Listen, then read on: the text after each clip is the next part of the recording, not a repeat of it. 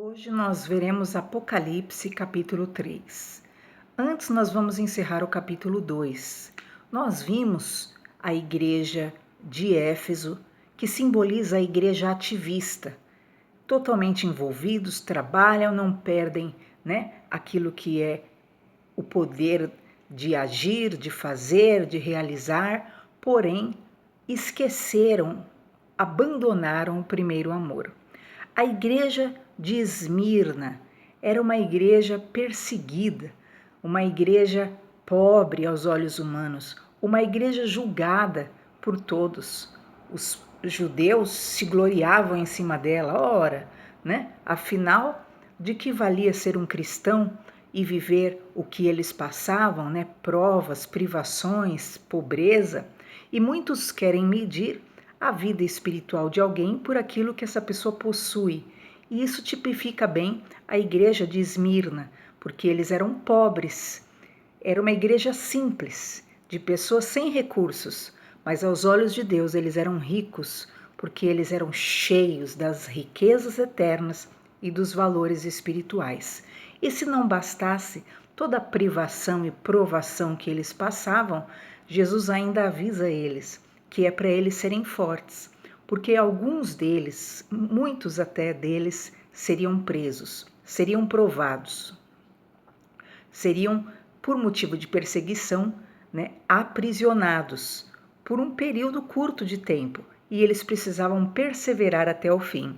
Ou seja, é aquele tipo de crente que passa a prova, que vive uma prova no sentido, dos olhos humanos, não tem o recurso, não tem aquilo que é o status que o mundo cobra como um sucesso, é perseguido, é julgado por aqueles religiosos, os que se dizem ser cristãos, se dizem ser judeus, se dizem ser de Deus, mas na verdade quem os julga pelo que possuem, pelo que têm ou não têm, na verdade pertencem à sinagoga de Satanás.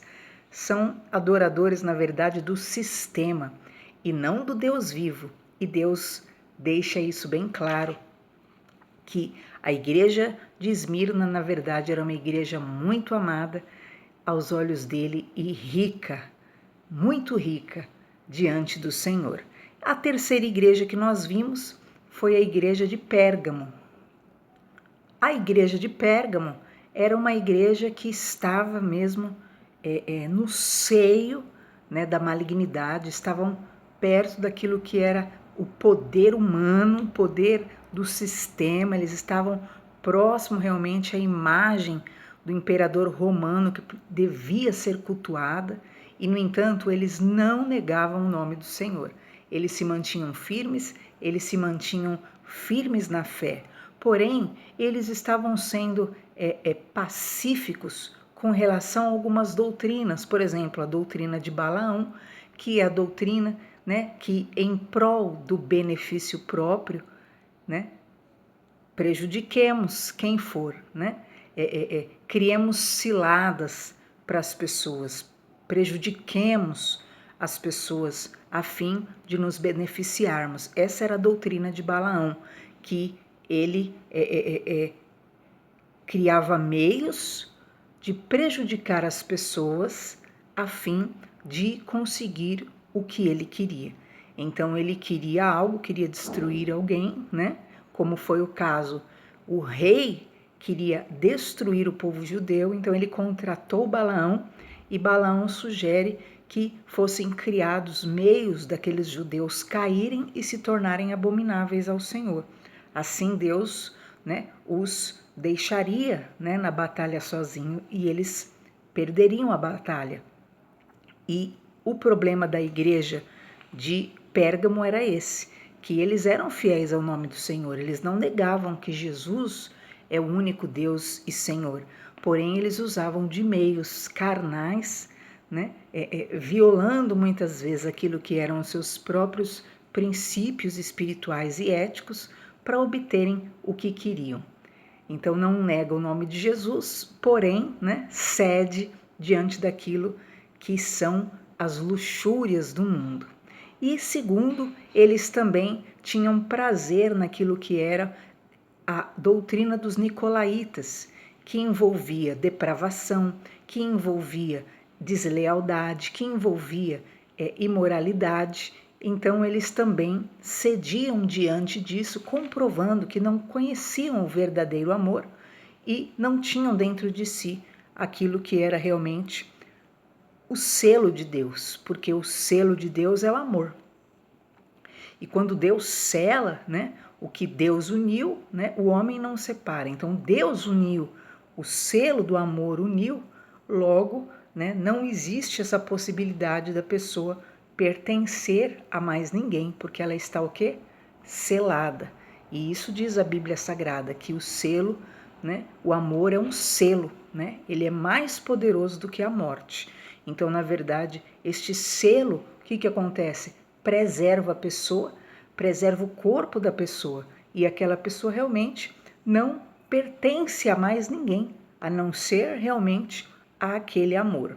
E isso era, na verdade, o que esta igreja que nós vimos, Pérgamo, né, não tinha, né, não havia vínculo daquilo que era a santidade, a fidelidade, a lealdade no relacionamento, porém, né, havia o contrário, que é, na verdade, a lascívia, a impureza, a depravação total, como pessoas que, na verdade, nunca conheceram o amor, nunca conheceram realmente o selo de Deus e nunca realmente viveram um inteiro relacionamento dentro da vontade do Senhor.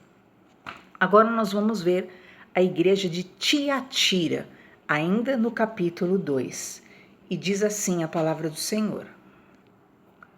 E ao anjo da igreja de Tiatira escreve: Isto diz o Filho de Deus, que tem seus olhos como chama de fogo e os pés semelhante ao latão reluzente. Então Jesus, se apresentando, mandando a carta para o líder de Tiatira, ele se apresenta como aquele que tem os olhos como chama de fogo, aquele que tem os pés como latão, quer dizer, os pés que foram provados, que foram aperfeiçoados, né? Que brilham na verdade porque os caminhos de Jesus foram perfeitos, e tem os olhos como chamas de fogo porque ele tem o Espírito Santo de Deus pleno em si, e realmente, né, o fogo acrisola todas as coisas.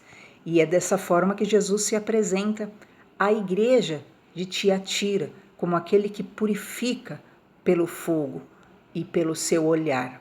E ele diz: Eu conheço as tuas obras e o teu amor.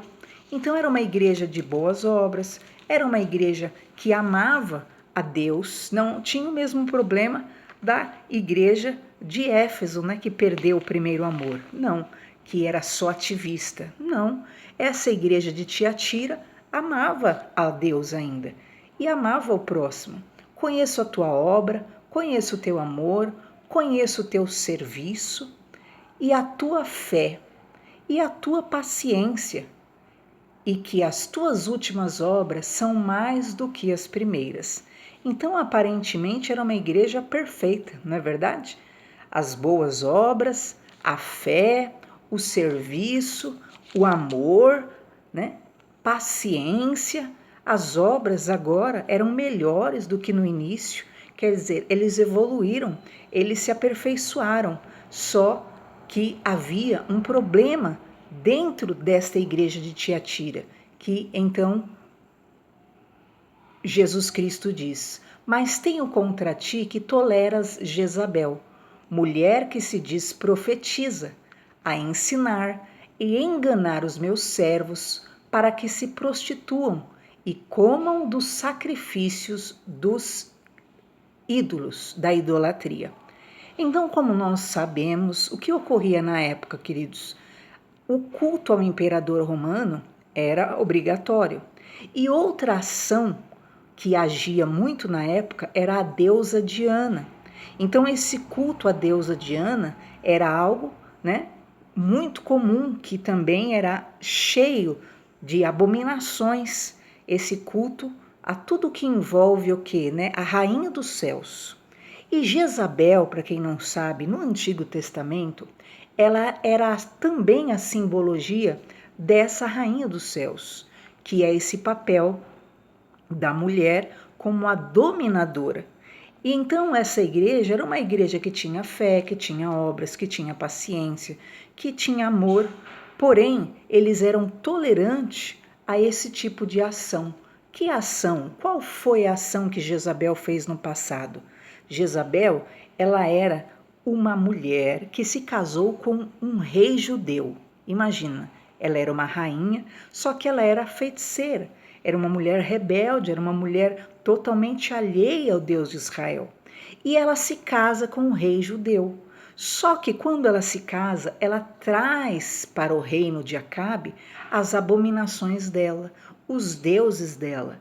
Então ela começa a implantar aquilo que era, né, a idolatria, o desvio de Deus para lá no meio dos judeus. E então, aqui nessa igreja que havia fé, havia amor, havia paciência, havia boas obras, estava havendo a tolerância a esta palavra que, na verdade, desvirtuava as pessoas do Deus Todo-Poderoso. Então, eles estavam sendo passivos diante de uma palavra, de uma profecia, de uma pregação que procedia provavelmente de uma preletora, de uma mulher com esse espírito de dominação, esse espírito de rebeldia em si, esse espírito de insubordinação a Deus, e esta enganava os servos do Senhor para que eles o quê? Se prostituíssem, para que eles sacrificassem aos ídolos. Então ela, com a sua palavra, apoiava ou incentivava o culto a outros deuses. Mas como? Imagina, qualquer cristão sabe que isso é abominável. Pois é, no entanto, isso estava ocorrendo na igreja de Tiatira. Então havia uma permissividade com aquilo que na verdade é a abominação de você o quê? Ter outros deuses. E na prática, se nós pensarmos, sim, na época era descarado. Poderia envolver, sim, ídolos mudos. Poderia envolver, sim, né, a veneração da Diana. Né? Então, na verdade, isso aqui envolve aquilo que são igrejas cristãs, que ainda o que mantém, né, culto a outras imagens, culto a outros deuses, culto, eu creio em Jesus Cristo, porém também crê, né, em outras coisas, e Jesus Cristo é suficiente Salvador. Não existe eu creio em Jesus Cristo, né, e continuar com seus próprios deuses. Então, como havia, né, a deusa Diana era muito venerada na época, como havia muitos que saíram, né, desse tipo de religião, para não perder, né, para não chocar essas pessoas, para trazer para um culto específico e único ao Deus eterno, o que acontece? Havia uma permissividade. E isso, infelizmente, há igrejas cristãs que permitem também, né? Então, as pessoas, uma época, vocês sabem, saíam aos milhares da feitiçaria, saíam e aí vinham para o cristianismo, e ali no cristianismo, ao invés de apresentar aquele que é suficiente, Deus é suficiente Salvador, o Senhor providenciou a salvação a todos. Não, aí dizia, não, você pode trazer o seu ídolo para cá, aqui o seu ídolo se chama tal. Então, né, lá na feitiçaria, aquele ídolo que era venerado, que era, né, que a pessoa se ajoelhava para ele, que cultuava, tinha um nome. E aí vem para a religião cristã, e aqui na religião cristã, aquele ídolo tem outro nome, e a pessoa continua cultuando. Então, o que ocorria na época de Tiatira é isso, que infelizmente ocorreu no meio cristão durante anos e ocorre até hoje, né? A pessoa vai até um centro de macumba e lá ela tem uma imagem, né, de uma entidade, de um santo, que ela venera. E ela diz: ah, esse santo aqui também tem lá na minha igreja, né? Lá tem outro nome. Então era isso.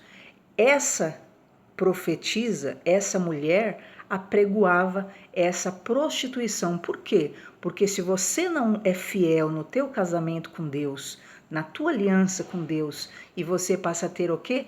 Outros, né? Outros deuses, se curva a outros deuses. Por quê? Porque o amor envolve o quê? Lealdade. Né? Você é unicamente, especificamente daquela pessoa. E o relacionamento de Jesus com a igreja é esse relacionamento mesmo de noivo. Então, você só se curva a Jesus, ok? Agora, se curva a Jesus e se curva diante de outras entidades, então isso é uma deslealdade e isso também é uma prostituição, uma licenciosidade espiritualmente.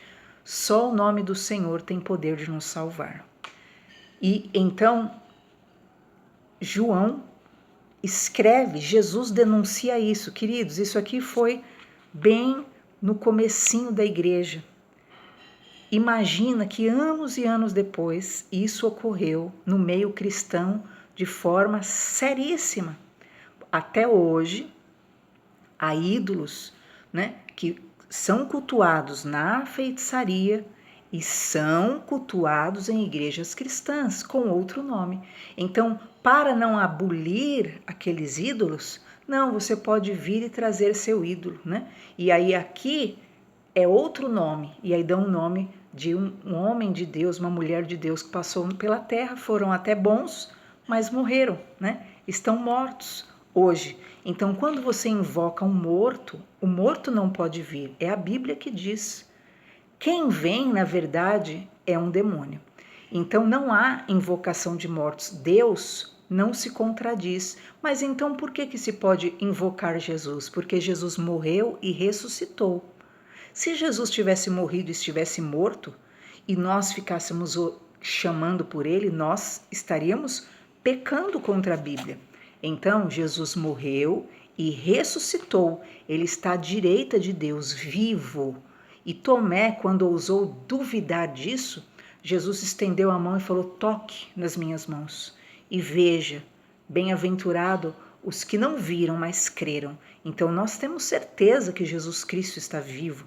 E você pode ter essa certeza, você pode falar com ele agora.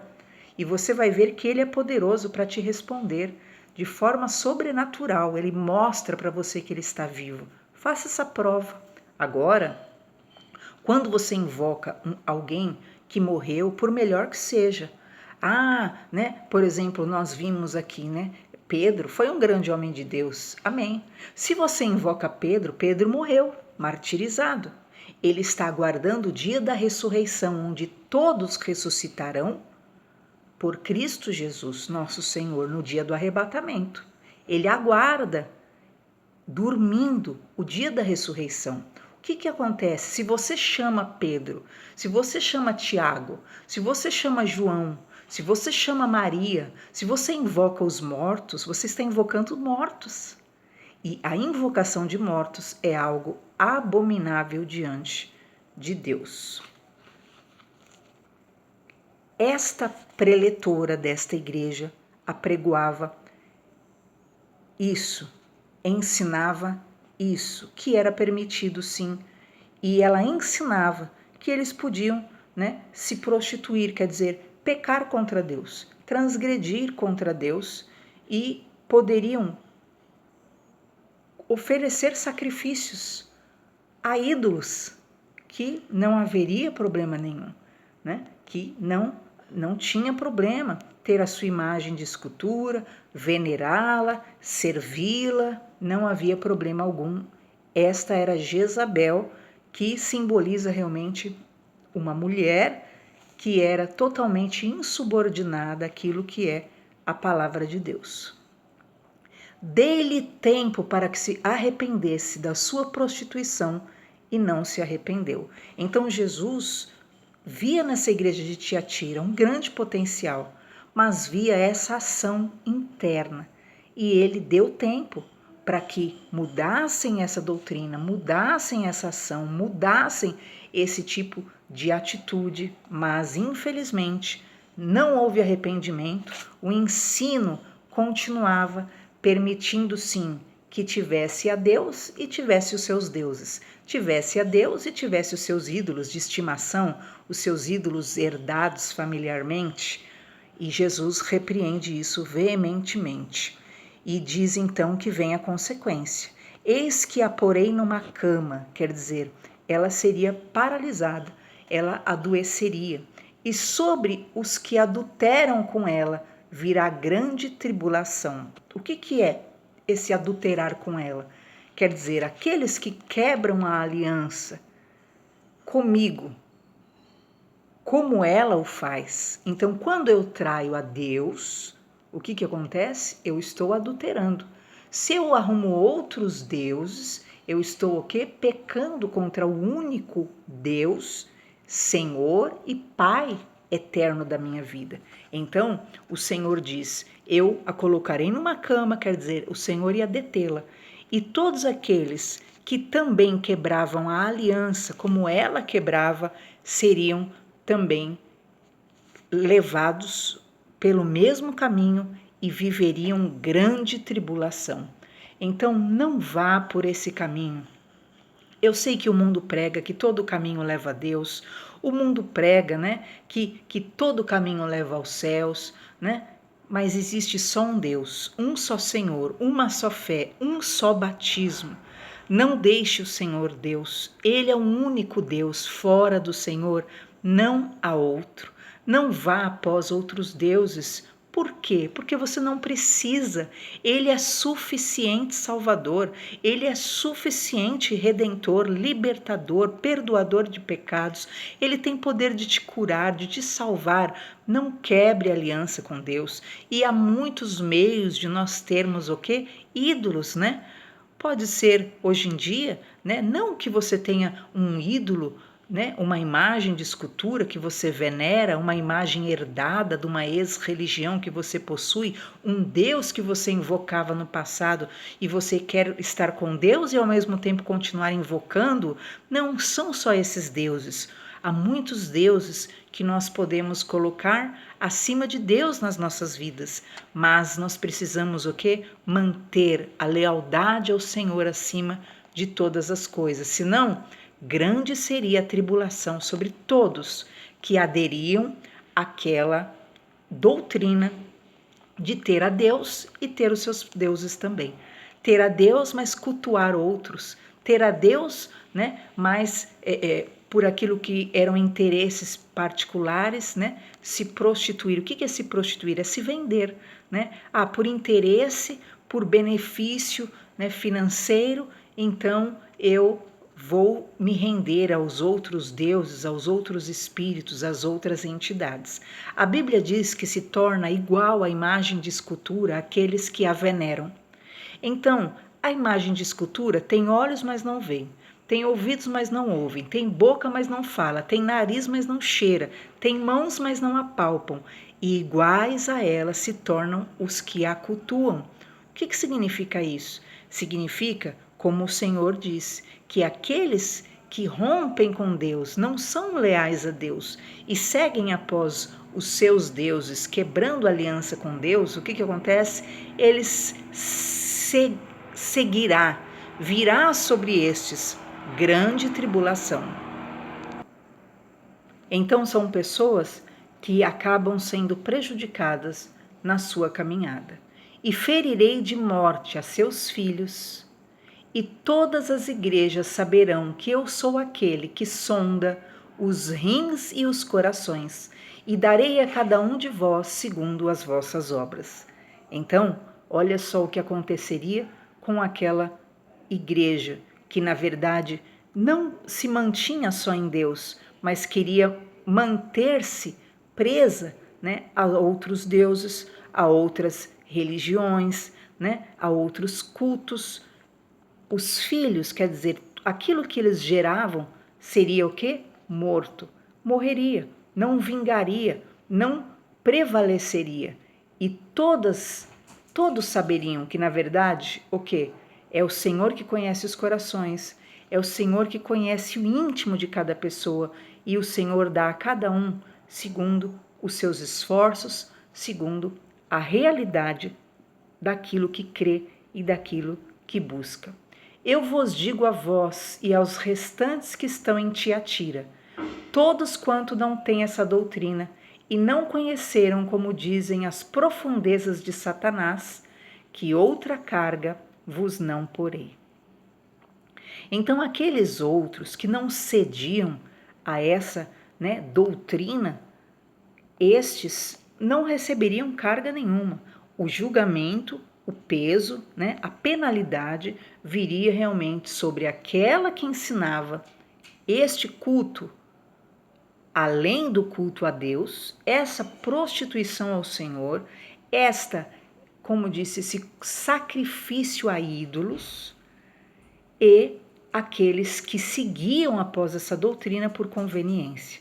Queridos, eu sei que parece estranho, No meio evangélico, isso realmente é algo inexistente, mas igrejas que se denominam cristãs, como a Igreja Católica, ocorre isso, Então, trouxeram os deuses dos povos para dentro da igreja, para a igreja não perder ninguém, e as pessoas continuaram com os seus deuses e com o nosso Senhor Jesus Cristo, continuaram com aquilo que eram as suas venerações pessoais e com a fé no Filho de Deus. Então é importantíssimo você voltar o coração para Deus, a fim de que a sua filiação, a sua essência se multiplique e ela realmente dê continuidade na terra.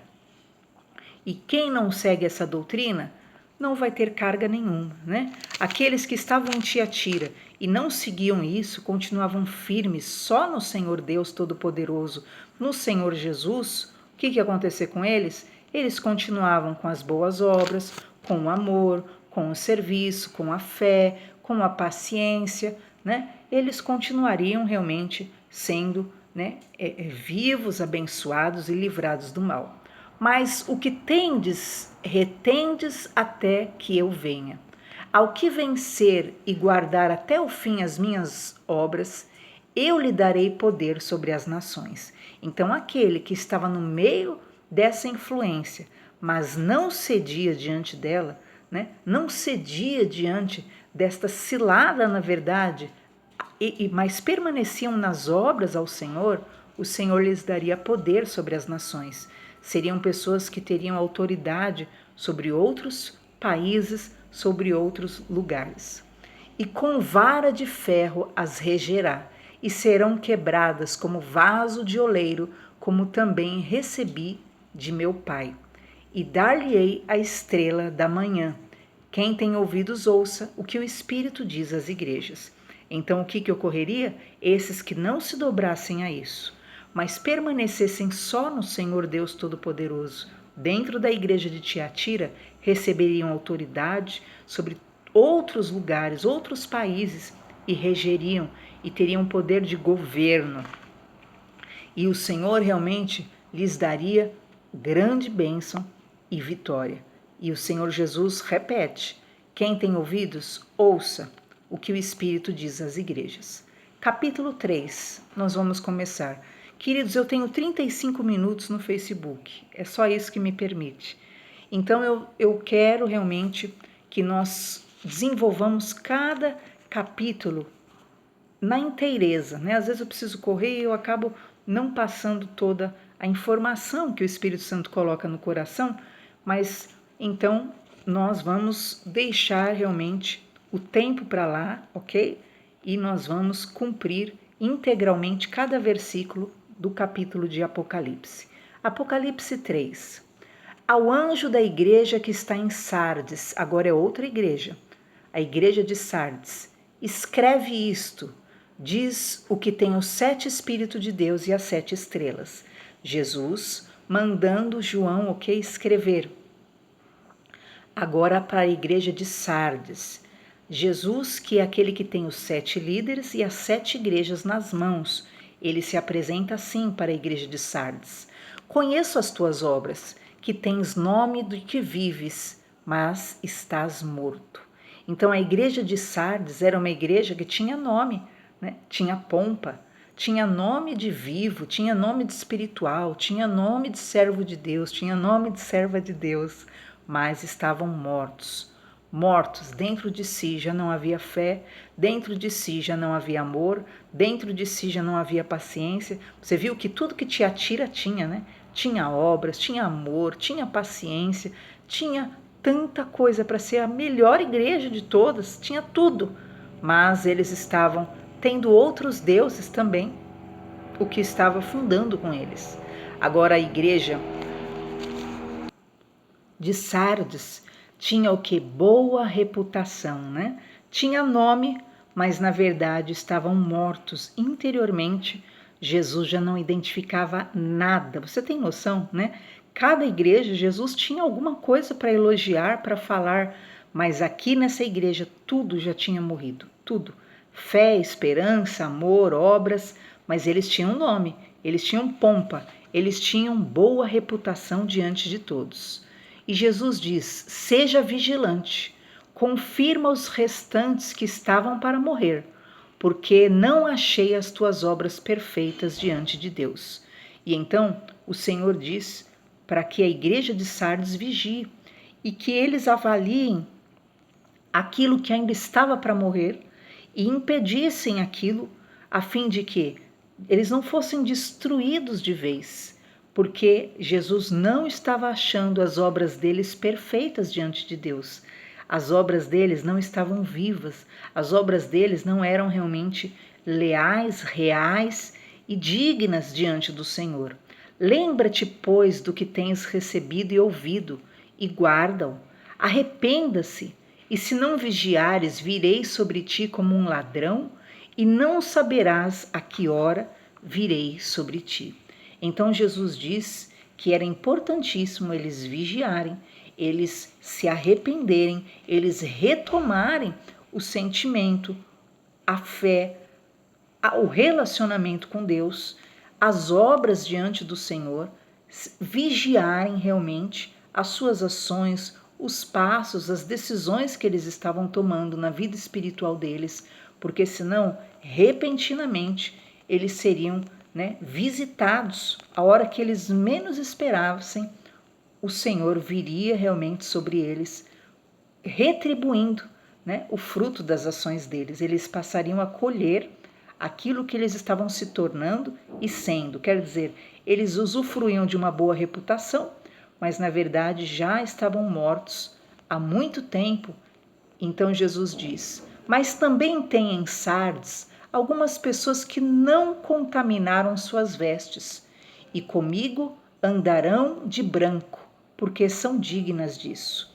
Então, embora muitos da igreja de Sardes estavam mortos, alheios, apáticos a Deus, só frequentando igreja, muitos haviam, né, afundado na fé, já estavam totalmente mortos, porém havia aqueles que não se contaminaram, aqueles que não entraram nesse sentimento, né, de descrédito, de mortandade, de morte espiritual, incredulidade, né, apatia com as coisas de Deus. E Jesus vê esses, né, que são até poucos, mas Jesus diz: tem aquelas pessoas que não contaminaram as suas vestes, e elas vão andar comigo de branco, porque são dignas disso. O que vencer será vestido de vestes brancas, e de nenhuma maneira riscarei o seu nome do livro da vida, mas confessarei o seu nome diante de meu Pai e diante dos seus anjos. Então Jesus diz: quem tem ouvidos ouça o que o Espírito diz às igrejas. Havia nessa igreja aqueles que não se perderam, não estavam mortos, mas Jesus diz: então eles andarão comigo de branco. Quer dizer, Jesus dizendo: eu vou justificá-los, eu vou realmente, né, purificá-los, e eles estarão comigo por toda a eternidade. Quem vencer será vestido de vestes brancas, e de maneira nenhuma riscarei o nome do livro da vida, mas eu confessarei diante do meu Pai. Quer dizer que quem permanecer morto, quem permanecer apático, o nome seria riscado do livro da vida, mas estes que permanecessem fiéis, esses que permanecessem na fé, de modo algum, Jesus risca o nome do livro da vida. Pode ocorrer o que for ao seu redor, não perca a fé, não morra vivo, mas invoque o nome do Senhor, que você será salvo e nunca o seu nome será escrito, será apagado do livro da vida. Até amanhã, Deus abençoe.